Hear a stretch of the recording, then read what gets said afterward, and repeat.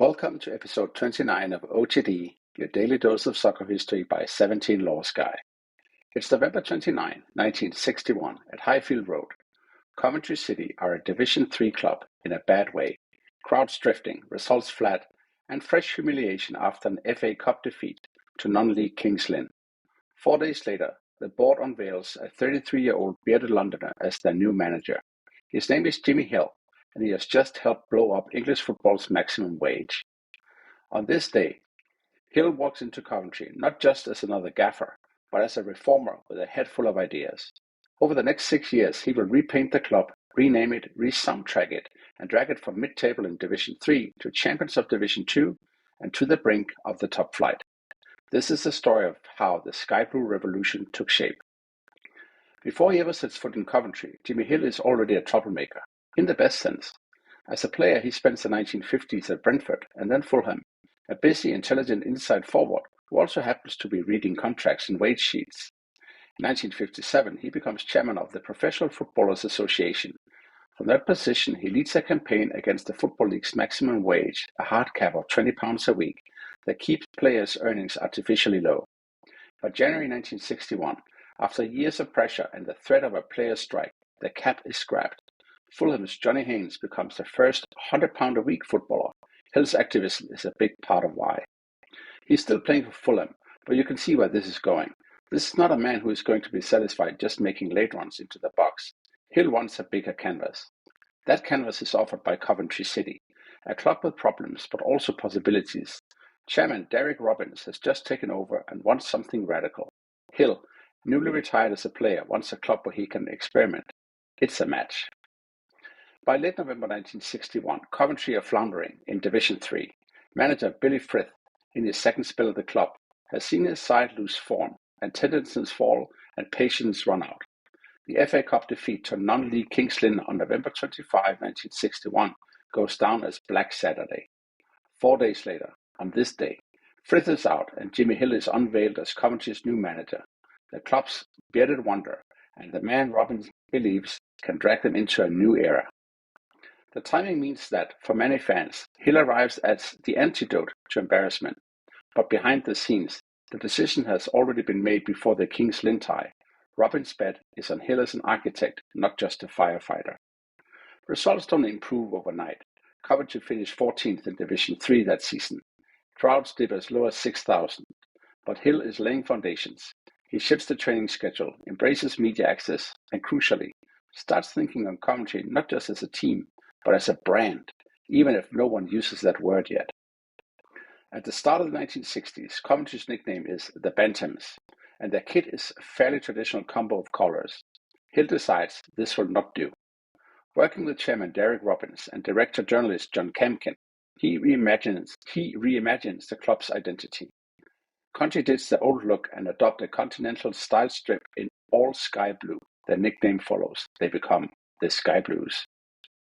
In 1962, Hill and Camkin sit down with, as Hill later jokes, a serious amount of gin, and rewrite the words of a Victorian tune into a terrace anthem, the Sky Blue Song. It debuts at a fog-bound home game against Colchester on December 22, 1962. The match is abandoned at 2-0, but the song sticks, and 4 days later it echoes around Highfield Road during a 3-0 win over Peterborough. Hill also introduces a more elaborate match program, pre-match entertainment, club merchandise, and even chartered trains, so fans could travel to away games together. And he's not done with innovation. In 1964, Coventry installed one of the first electronic scoreboards in English football. In 1965, Hill arranges for an away match to be beamed live by a closed-circuit TV onto big screens at Highfield Road, the first experiment of its kind in the UK, with thousands watching in the home stadium while the team play in Cardiff. Highfield Road later becomes the first all-seater stadium in the English League, another Hill-driven step that's decades ahead of its time. What Hill is doing here is more than gimmicks. He's binding colours, song, stadium and supporters into a single identity. Coventry becomes the Sky Blues in a full theatrical sense. Of course, anthems and scoreboards only matter if the team wins. Hill knows this. The Sky Blue Revolution has two key on-pitch peaks. By 1963-64, Hill's ideas are settled, and so is the team. Coventry surged through Division 3, winning the title and promotion to Division 2. On April 25, 1964, a 1-0 win over Colchester at Highfield Road secures the championship, one of those, on this day, club folklore moments that fans still celebrate. Crowds at Highfield Road, which had averaged just over 10,000 in Hill's first season, swelled dramatically as the sky blue branding and winning football feed each other. Along the way, there are eye-catching performances in the Cups, including a 3-1 home win over Manchester United in the FA Cup, a sign that something serious is brewing in the Midlands. 3 years later, Hill repeats the trick a level up. In 1966-67, Coventry win Division 2 title, earning promotion to League Division 1 for the first time in their history. By now, the club Hill inherited, low crowds, old nickname, Dowdy Kid, is barely recognizable. Coventry are modernized, upwardly mobile Sky Blues, heading into the top flight, with their own song, their own aesthetic, and a sense of momentum. And then, just as the club reaches its summit, Jimmy Hill steps away. In the summer of 1967, as Coventry prepare for their first season in Division 1, Hill accepts a job with London Weekend Television. The shocking news breaks only days before the campaign begins. He stays for the opening weeks, then hands over to successor Noel Cantwell in October. From here, Hill's life runs on a twin track to Coventry's. He becomes a central figure in British football media, technical advisor, then pundit, then long-running host of BBC's Match of the Day from 1973 to 1988. He helps pioneer the studio panel format for World Cup coverage in 1970, pushing the idea that fans want analysis as well as highlights. But he's also a rule maker and modernizer. Hill is instrumental in the adoption of goal difference over goal average in 1976, and later champions the 3 points for a win system that reshapes league football in the 1980s. Also, he returns to Coventry as managing director and later chairman in the mid-1970s, then later chairs Charlton Athletic and Fulham, helping the West London club survive financial crisis and blocking a proposed merger with QPR. And he's also involved with the North American Soccer League, with lots of fodder for future OTD episodes. Coventry, meanwhile, spent 34 consecutive seasons in the top flight after that 1967 promotion, including the OTD episode-ripe FA Cup win in 1987, a long arc of history that stretches from Hill's Sky Blue experiment to the Premier League era.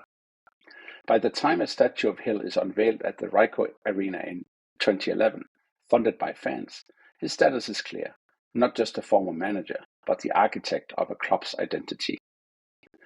Jimmy Hill isn't the only figure to grab a club in middling condition and tilt its entire future. If you zoom out, you see other club revolutionaries, people who combine results with reimagining what a club is. Here are 3 in brief, across time and geography. If Hill is a reformer, Brian Clough is a force of nature.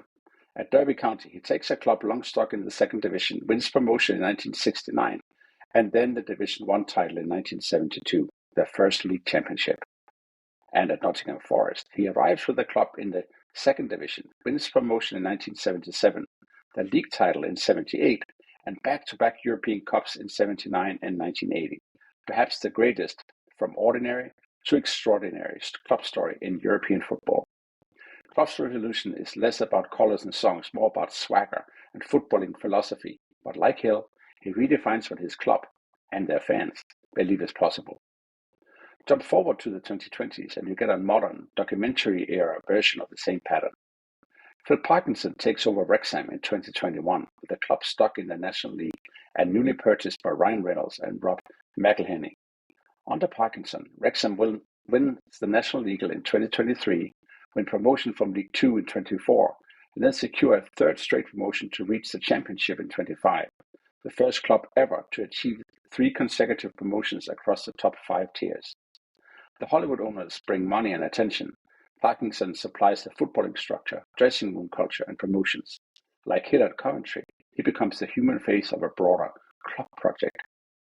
And outside Europe, Telê Santana's early 1990s Sao Paulo side is another example of a club transformed. Hired in 1990, Santana leads Sao Paulo to domestic success and then back-to-back Copa Libertadores wins in 1992 and 93. Plus 2 intercontinental cups against Barcelona and AC Milan. He rebrands Sao Paulo as a standard bearer for Joga Bonito at club level, technically brilliant, tactically sophisticated, unafraid on the world stage. Like Jimmy Hill, Clough, Parkinson and Santana fuse playing style, mentality and club identity into a coherent whole. Jimmy Hill's sky blue years at Coventry sit comfortably in this company. What makes his story special is how complete the transformation is. From Bantams to sky blues, from drab shirts to a unified collar, from thin crowds and cup upsets to record attendances and promotion parades, and from a Division III also ran to a club that would spend more than 3 decades in the top flight. And it all pivots on this day, November 29, 1961, when a club in trouble decides to hand the keys to someone who sees football not just as 90 minutes, but as an ecosystem of identity, experience, and ambition. That's all for episode 29 of OTD, the day Jimmy Hill walked into Highfield Road and began repainting Coventry City in sky blue. If you got memories, sources, or favorite one person changed everything tales from football history, then email us at otd@17lawsguy.com, subscribe, and leave us a 5-star review so soccer fans of all colors can find us. Tomorrow in episode 30, we go all the way back to 1872 and Glasgow's West of Scotland cricket ground for the very first international match, Scotland versus England. How did the fixture come about? Who actually turned up? And what did international football even mean when there weren't any other nations playing? See you then.